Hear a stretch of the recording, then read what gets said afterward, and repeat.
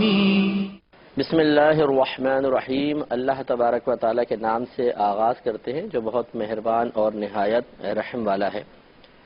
بفضل تعالی الحمدللہ ہم بخاری شریف کا تسلسل سے درس کر رہے ہیں اور آپ مسلسل اس کو سننے کی سعادت حاصل کر رہے ہیں۔ اس وقت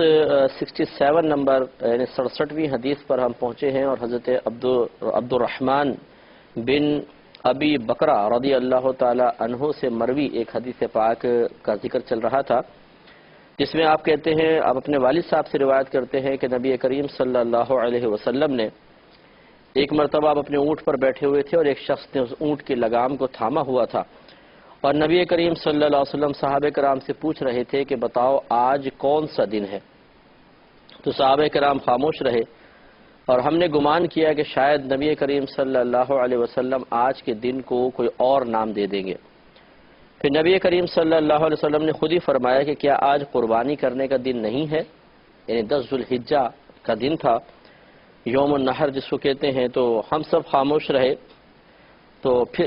ہم نے کہا کہ ہاں کیوں نہیں؟ پھر سرکار نے دریافت فرمایا کہ یہ کون سا مہینہ ہے؟ اس پر بھی ہم خاموش رہے تو نبی کریم صلی اللہ علیہ وسلم نے ارشاد فرمایا کیا یہ ذوالحجہ کا مہینہ نہیں ہے؟ ہم نے کہا جی ہاں بالکل ہے۔ پھر فرمایا کہ تمہارے خون، تمہارے مال اور تمہاری عزتیں تمہارے درمیان اسی طرح محترم ہیں، حرام کر دی گئی ہیں، جس طرح یہ آج کے دن اس مہینے میں اور اس شہر میں حرام ہے۔ حاضر کو چاہیے کہ غائب کو یہ حدیث پہنچا دے، کیونکہ ہو سکتا ہے کہ حاضر اس شخص کو یہ حدیث پہنچائے جو اس حدیث کو اس سے زیادہ یاد رکھنے والا ہو۔ تو اس حدیث پاک میں یہ یوم النحر حجۃ الوداع تھا اور نبی کریم صلی اللہ علیہ وسلم میدان مینا میں جلوہ افروز تھے، اور وہاں پر آپ اپنی اونٹنی پہ بیٹھے ہوئے تھے۔ لگام پکڑنے والے حضرت بلال رضی اللہ تعالی عنہ تھے، اور سرکار اونٹنی میں بیٹھ کر یہ صحابہ کرام سے ارشاد فرما رہے تھے۔ اس میں کلام ہو چکا ہے کہ آپ کا یہ 2 دفعہ ایک آسان سا سوال کرنا دراصل سب کو اپنی جانب متوجہ کرنے کے لیے تھا، کیونکہ جب ہم کوئی کویسچن کرتے ہیں تو گویا کہ ہم سامنے والوں سے چونکہ اس کا جواب طلب کر رہے ہوتے ہیں، لہٰذا ہر ایک کی توجہ اپنی جانب مطلوب ہو جاتی ہے، اور سامنے والے شخص بھی اس سوال کو سننے کے بعد وقتی طور پہ ہی صحیح لیکن متکلم کی جانب مکمل طور پہ متوجہ ہو جاتے ہیں۔ اور یہی سرکار کا مقصود تھا کہ آپ نے کویسچن کیا تاکہ صحابہ کرام ہمتن گوش ہو کر آپ کی بات کو سنیں، کیونکہ آپ آگے جو ذکر کرنے والے تھے وہ بہت ہی اہم بات تھی، اور وہ بات یہ تھی کہ نبی کریم صلی اللہ علیہ وسلم نے فرمایا کہ اللہ تعالیٰ نے تمہارے خون، تمہارے مال اور تمہاری عزتیں تمہارے درمیان اسی طرح حرام فرمائی ہیں جیسے یہ آج کا دن اس مہینے میں اور اس شہر میں حرام ہے۔ یعنی آج کے دن میں جیسے یہ معاملات مناسب نہیں ہیں، قتل و غارت کرنا یا کسی کا مال چھین لینا، کسی کی جان کو ختم کرنا، کسی کی عزت کا زوال، ایسی اللہ تعالیٰ نے اس کو دائمی طور پر تمہارے درمیان حرام فرما دیا ہے۔ اس کا مطلب یہ ہے کہ ناحق کسی کا خون ضائع کرنا، اسی طرح کسی کی عزت کے پیچھے پڑ جانا اور اس کے زوال عزت کا سبب بننے کی کوشش کرنا، اور اسی طرح کسی کا مال زبردستی لے لینا، یہ اللہ تعالیٰ نے حرام فرمایا ہے۔ اس لیے نبی کریم صلی اللہ علیہ وسلم نے چونکہ آخری حج تھا اور آپ کی عمر مبارکہ کے بھی آخری ایام تھے، اس میں خصوصی طور پہ آپ نے ان باتوں کا تذکرہ فرمایا جو بہت ہی زیادہ اہم تھی، اور ان باتوں کی رعایت کرنے کی بنا پر معاشرے کے ایک بہت بڑے حصے پر مثبت انداز مرتب ہو سکتے تھے، اور ان باتوں کے ترک کی بنا پر اس کا منفی اثر بہت دور تک پھیل سکتا تھا۔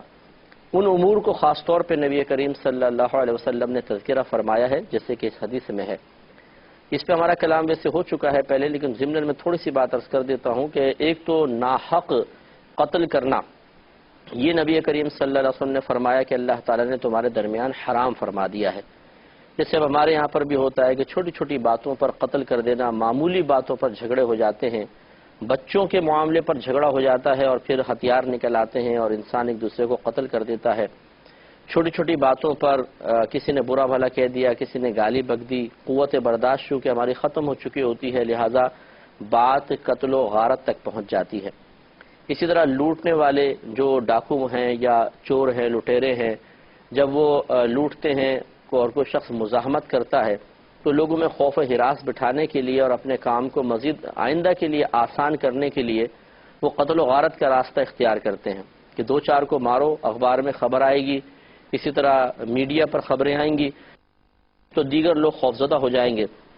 اور پھر ہمارے لیے لوٹ مار کرنا بے حد آسان ہو جائے گا۔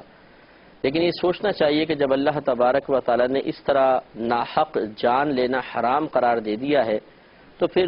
ہم مسلمان ہیں، ایسا تو نہیں ہے کہ دنیا کے اندر سارا معاملہ ہو جائے اور پھر آخرت کے سلسلے میں ہمیں شتر بے مہار چھوڑ دیا جائے، بلکہ ہمیں ایک آخرت کا باقاعدہ تصور دیا گیا ہے جس میں یہاں کے تمام معاملات کا حساب و کتاب دینا ہے۔ تو اس لیے سوچنا چاہیے کہ آج قتل کرنا بہت آسان ہو گیا ہے، اور یہ قرب قیامت کی علامات میں سے بھی نبی کریم صلی اللہ علیہ وسلم نے بیان فرمایا کہ آخر زمانے میں حرج عام ہوگا۔ صحابہ کرام علیہم رضوان نے پوچھا رسول اللہ صلی اللہ علیہ وسلم یہ حرج کیا ہے؟ فرمایا قتل، یعنی بہت زیادہ قتل و غارت ہوگی اور اب ہو ہی رہی ہے۔ اسی طریقے سے مال کا ناحق استعمال کہ ہم بعض اوقات امانتیں دبا لیتے ہیں، وراثت نہیں دیتے ہیں بچیوں کو، خصوصاً عورتوں کو وراثت نہیں دی جاتی ہے، اس پہ قبضہ کر لیتے ہیں۔ ایسی کسی کا قرض لیا ہوا ہے، لیتے ہوئے تو بڑی ملائمت ہوتی ہے، منتیں ہوتی ہیں، سماجت ہوتی ہیں، اور سامنے والا اچھا بھی بہت لگ رہا ہوتا ہے اگر فوری طور پہ قرضہ دے دے، لیکن جب وہ اپنا قرضہ مانگتا ہے تو ہمیں بڑا برا محسوس ہوتا ہے اور ایسا لگتا ہے کہ اسی کا قرضہ لوٹاتے ہوئے ہم اس پہ کوئی احسان کر رہے ہیں کہ وہ بیچارہ لجاجت کے ساتھ مانگتا ہے، پھر وہ بیچارہ نرم پڑ جاتا ہے کیونکہ اس کو اپنا پیسہ لینا ہوتا ہے، اور ہم اسی کے پیسے دیتے ہوئے اس کا احسان بعض اوقات نہیں مان رہے ہوتے بلکہ ایسا رویہ اختیار کرتے ہیں جسے ہم الٹا اس پر احسان کر رہے ہیں، اور بعض اوقات تو پھر وہ قرضہ دبائی لیتے ہیں لوگ، یہ تھوڑا بہت دیا پھر بیان دیکھیں گے کبھی دے دیں گے، خود گھر میں شادی بیاہ بھی ہو رہے ہیں، اچھا کھا رہے ہیں، اچھا پی رہے ہیں، خوب خرچہ کر رہے ہیں، لیکن اس بیچارے غریب آدمی کا، یا غریب نہیں بھی ہے تو بہرحال اس قرض خواہ کا قرضہ ادا نہیں کرنا ہے، ایسا ہمیں حرام کھانے کی بعض اوقات عادت پڑ جاتی ہے۔ حالانکہ نبی کریم صلی اللہ علیہ وسلم نے باوجود قدرت قرض ادا نہ کرنے والے کو بہت سخت گناہگار قرار دیا ہے۔ اس لیے یہ سوچنا کہ چھوڑو یار کون دے، سامنے والے کو کون سا ضرورت ہے، ضرورت ہوگی تو دے دیں گے، تو یہ یاد رکھیں کہ اس کا مانگنا واجب نہیں ہے، اس کا اس قرض کے سلسلے میں بیچارے کے محتاج یا تنگ دست ہونا ضروری نہیں ہے، بلکہ ہم پر واجب ہے کہ ہم اس کو دیں، اور چاہے وہ کسی حالت میں ہو، چاہے کتنے مالدار کیوں نہ ہو، جو چیز دینی ہے تو ہمیں فوراً سے پیشتر اس کو دینا چاہیے، جیسی قدرت حاصل ہو جائے اس کو دیں۔ لیکن چونکہ آخرت پر سے یقین ہمارا انتہائی کمزور ہو گیا ہے، اور یہ ایک سمجھ لیں ضابطہ ہے، قاعدہ قانون ہے کہ جتنا آخرت کی طرف سے غفلت ہوگی اتنا ہی انسان گناہوں پر اور غلط قسم کے کاموں پر دلیر ہوتا چلا جائے گا۔ جو دنیا میں کھل کر گناہ کر رہا ہو سمجھ جائیے کہ وہ آخرت کے معاملے میں اتنا ہی زیادہ غافل ہے، اور آخرت کے جو تصورات ہیں، جو آخرت کے بارے میں شریعت نے تصور دیا ہے، وہاں کی چیزوں کو بیان کیا ہے، اس کے اوپر غور و تفکر کر کے جو ایک صحیح ہماری طبیعت پر ایک اثر طاری ہونا چاہیے تھا، صحیح فیلنگز ہونی چاہیے تھیں، وہ ہم پر طاری نہیں ہو رہی ہیں، اور اس کی وجہ سے پھر انسان خوب خطائیں گناہ کرتا ہے اور ہنستا رہتا ہے، اور اسے کوئی پرواہ نہیں ہوتی کہ پھر آگے جا کر کیا ہوگا۔ اسی طریقے سے عزت کو ضائع کرنا آج یہ بھی بڑا آسان ہو گیا ہے۔ گھر گھر میں یہ تماشے ہو رہے ہیں، جہاں جوائنٹ فیملیز ہیں، اور خصوصاً عورتوں میں خاص طور پہ یہ مسئلہ ہوتا ہے کہ دوسری کی عزت کو کسی کی بھی نگاہوں میں ختم کرنے کے لیے یہ کوشاں رہتی ہیں۔ ایک بہو ہے تو ساس کی نگاہوں سے اور اس کے شوہر کی نگاہوں سے عزت ختم کرنا، اور اسی طریقے سے آپس میں لڑتی رہتی ہیں گھروں کے اندر۔ اسی طرح مرد حضرات ہوتے ہیں آفیسز میں، فیکٹریز میں، یونیورسٹیز میں، کالجز میں، آپ دیکھیں کہ ایک دوسرے کو اس طریقے سے مطلب وہ کسی کے سامنے بیان کر رہے ہوتے ہیں، اس طریقے سے الزام تراشیاں کر رہے ہوتے ہیں کہ عزتیں بیچاروں کی داؤ پر لگ جائیں، اور یہ اکثر لوگ اس میں مبتلا ہیں۔ تو بہرحال نبی کریم صلی اللہ علیہ وسلم نے ان چیزوں سے منع فرمایا۔ آپ کو مجھے چاہیے کہ اپنے نبی کریم صلی اللہ علیہ وسلم کے دیے گئے پیغام کے مقابلے میں یا اس کو سامنے پیش نظر رکھتے ہوئے اپنا عملی محاسبہ کریں کہ ہم نے کسی کی جان تو نہیں لی ہے، اگر لی ہے تو اللہ تعالیٰ کی بارگاہ میں توبہ کریں اور آئندہ کے لیے اس سے ہمیشہ کے لیے تائب ہونا چاہیے۔ اسی طرح کسی کی عزت کے زوال کا سبب بنے ہیں تو جہاں تک ہو سکے اس کا تدارک کریں. یعنی اگر ہم نے کوئی جھوٹا الزام لگا کر کسی کی عزت ختم کروائی ہے یا اور کسی سیاست کے ساتھ، تو اس کی عزت کی بحالی کے لیے کوشش کرنا ہم پر فرض ہے. پھر اس کے سے معافی بھی مانگنی ہوگی، پھر اللہ تبارک و تعالیٰ کی بارگاہ میں معافی کے طلبگار بننا ہوگا، تب کہیں جا کے میدان محشر میں نجات کے کچھ امکانات ہیں. اور اسی طریقے سے اگر ہم نے کسی کا مال کھایا ہے تو فوراً سے پیشتر اس کا مال اس تک پہنچانے کی کوشش کریں. اگر مالک معلوم نہیں ہے تو نادم ہوں، شرمندہ ہوں، اللہ تعالیٰ کی بارگاہ میں توبہ کریں اور اتنا مال اس مالک کی طرف سے صدقہ کر دیں. تو یہ ضروری ہے، اگر نہیں کریں گے تو پھر یاد رکھیں، مسلم کی روایت ہے، نبی کریم صلی اللہ علیہ وسلم ارشاد فرماتے ہیں، ایک دفعہ صحابہ کرام سے پوچھا کہ تم جانتے ہو کہ مفلس کون ہوتا ہے؟ عرض کیا رسول اللہ صلی اللہ علیہ وسلم، ہمارے درمیان تو مفلس اسے کہتے ہیں جس کے پاس نہ درہم ہوتے ہیں نہ دنانیر. نبی کریم صلی اللہ علیہ وسلم نے فرمایا لیکن میری امت کا مفلس شخص وہ ہوگا جو بروز قیامت کثیر نیکیاں لے کر آئے گا، لیکن اس نے کسی کو مارا ہوگا، کسی کو برا بھلا کہا ہوگا، کسی کو گالی بکی ہوگی، کسی کا مال دبا لیا ہوگا. تو اس کی کچھ نیکیاں ایک مظلوم لے جائے گا، کچھ نیکیاں دوسرے مظلوم لے جائے گا، کچھ نیکیاں تیسرا مظلوم لے جائے گا، حتیٰ کہ اس کے نام اعمال میں کوئی بھی نیکی باقی نہیں رہے گی. اور پھر اللہ تبارک و تعالیٰ دوسروں کی برائیاں اس کے نام اعمال میں ڈال دے گا اور اس کو جہنم میں پھینک دیا جائے گا. تو یہ بعض لوگ ہم نے ایسے بھی دیکھے ہیں کہ جو دنیا میں عبادات کا لبادہ اوڑے ہوئے ہیں، داڑھی شریف بھی ہے اور تسبیح بھی ہاتھ میں لی ہوئی ہے، عمرے بھی کر رہے ہیں، حج بھی کر رہے ہیں، بڑی مخصوص حلقے میں ایک عزت بھی بنائی ہوئی ہے، لیکن وہ بھی ان کاموں کے اندر لگے ہوتے ہیں، کسی کی عزت آبرو کو پامال کرنا، مال ضبط کر لینا، کھا لینا، اور وہ سمجھتے ہیں کہ شاید یہ تھوڑی بہت عبادات جو ہیں ان کو ڈھال بنا کر بروز قیامت ہم بچنے میں کامیاب ہو جائیں گے. تو ذرا سوچنا چاہیے کہ بچنے میں کامیابی تو اس وقت ہوگی کہ جب پہلے حساب و کتاب مکمل ہوگا، اور ہو سکتا ہے کہ حساب و کتاب دینے میں ساری نیکیاں یہیں پر چلی جائیں. تو اس لیے ہر جگہ ہر شعبے میں اس کو غور و تفکر کرنا ہے کہ اگر مثلا مثال کے طور پہ جان کا مسئلہ ہے، جہاں شریعت نے جائز قرار دیا ہے جان لینا، جیسے جلاد ہے وہ مثال کے طور پہ کسی مجرم کو پھانسی ہو گئی، وہ پھانسی پہ چڑھا رہا ہے، یہ بھی ایک جان لینا ہے، یہ جائز ہے کیونکہ یہ تو شریعت نے اس کی اجازت دی ہے. اسی طرح ہمارے ہاں بہرحال اسلامی سزائیں تو نہیں ہیں، اگر بالفرض کوئی شادی شدہ زنا کرتا تو اس کو پتھر مار کے ہلاک کرنے کا حکم ہے، جس کو رجم کہتے ہیں عربی میں، یہ جائز تھا. اسی طرح اور کوئی کیس میں کسی غلط معاملے میں اس کو پھانسی کی سزا ہو جاتی ہے باقاعدہ کورٹ سے، تو یہ ایک جائز صورت ہے. لیکن اس کے علاوہ منع اگر کسی نے کیا تو اس کو سوچنا چاہیے. اسی طریقے سے اگر کسی کی عزت ہے تو عزت کا معاملہ ہر ایک مقام پر ہوگا، شوہر بیوی کی، بیوی شوہر کی عزت،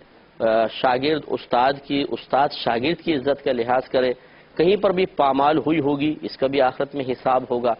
افسر ماتحت کا حساب ہوگا، آپس میں مسلمان بھائیوں کی عزتوں کا حساب ہوگا. تو اس پہ بڑی توجہ کرنی چاہیے. اسی طرح مال کسی کا بھی دبایا ہو، چاہے سگی بہن ہے، سگا بھائی کیوں نہ ہے، رشتہ دار ہے، کوئی دوست احباب ہیں، سب کے حساب کے لیے ہمیں تیار ہونا چاہیے. تو ایسے حضرات جو بعض اوقات خوب انہوں نے فراڈ کیا ہوتا ہے، خوب پیسے کھائے ہوتے ہیں، دوسروں کی عزتیں لوگوں کے سامنے انہوں نے اس کا جنازہ نکالا ہوتا ہے، لیکن اپنے آپ کو اس طرح مطمئن کرتے رہتے ہیں کہ اتنی عبادات بھی تو ہیں، اتنے عمرے کیے ہیں، اتنے حج کیے ہیں، انشاءاللہ ہم بچ جائیں گے. لیکن ہو سکتا ہے کہ بروز قیامت یہ ان چیزوں میں کوتاہی ہماری نیکیوں کے نام اعمال سے نکلنے کا سبب بن جائے، اور خدا نہ کرے اللہ تعالی ہمیں جہنم میں ڈال دے. اس سے پہلے کہ وہاں حاضری کا موقع ملے، ہمیں دنیا میں اپنا محاسبہ کرتے ہوئے حساب کو برابر کرنے کی کوشش کرنی چاہیے. اور پھر سرکار نے فرمایا، اور یہی عنوان بھی تھا اس کا، کہ حاضر کو چاہیے کہ غائب تک یہ حدیث پہنچا دے، کیونکہ ہو سکتا ہے جس غائب تک وہ اس کو پہنچائے گا وہ اس پہنچانے والے سے زیادہ اس حدیث کو یاد رکھنے والا ہو. اس پر بھی ہم نے آپ کو عرض کیا تھا کہ تبلیغ دین کرنا بہت ضروری ہے. کوشش کریں کہ جو بات آپ کو معلوم ہو جائے اسے بعین ہی دوسروں تک پہنچائیں. یہ اگر ہم سب مل کر علمی جہاد نہیں کریں گے اور جہالت کے خلاف اس کی کارروائیاں نہیں کی جائیں گی تو یاد رکھیں کہ پھر جہالت عام ہوتی رہے گی اور گھر گھر میں اس جہالت کی وجہ سے نقصان عظیم ہوتا رہے گا۔ چونکہ میں ایک ایز اے مفتی کام کر رہا ہوں، اس جہالت کی وجہ سے اتنا زیادہ بگاڑ ہے خصوصاً طلاق کے مسائل میں، کہ بعض اوقات تو تین طلاقیں دینے کے بعد پھر وہ ساتھ رہ رہے ہیں، بچے پیدا ہو رہے ہیں، لیکن وجہ کیا ہے کہ جہالت کی وجہ سے سمجھتے ہیں کہ 3 طلاق کے بعد بھی ہمارا ساتھ رہنا درست ہے۔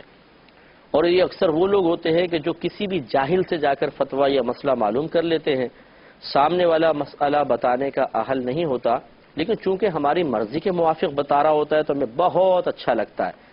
اور فوراً اس پہ عمل کر لیتے ہیں، سمجھ کے کہ جو بیان کر رہا ہے بس یہ قرآن و حدیث ہی بیان کر رہا ہے۔ لیکن اگر وہی شخص کسی مالی معاملے میں ہمیں مشورہ دے گا، اس کا مشورہ کبھی قبول نہیں کریں گے۔ مثلا وہ کہے کہ یار یہاں پیسے انویسٹ کر دو، کبھی بھی نہیں کریں گے، 10 دفعہ مشورہ کریں گے، نہیں یار یہ کہہ رہا ہے صحیح کہہ رہا ہے کہ نہیں کہہ رہا۔ تو جب مادی اشیاء کا معاملہ آئے، دنیا کا معاملہ آئے، تو اسی شخص کا قول ہمیں مشکوک نظر آنے لگتا ہے،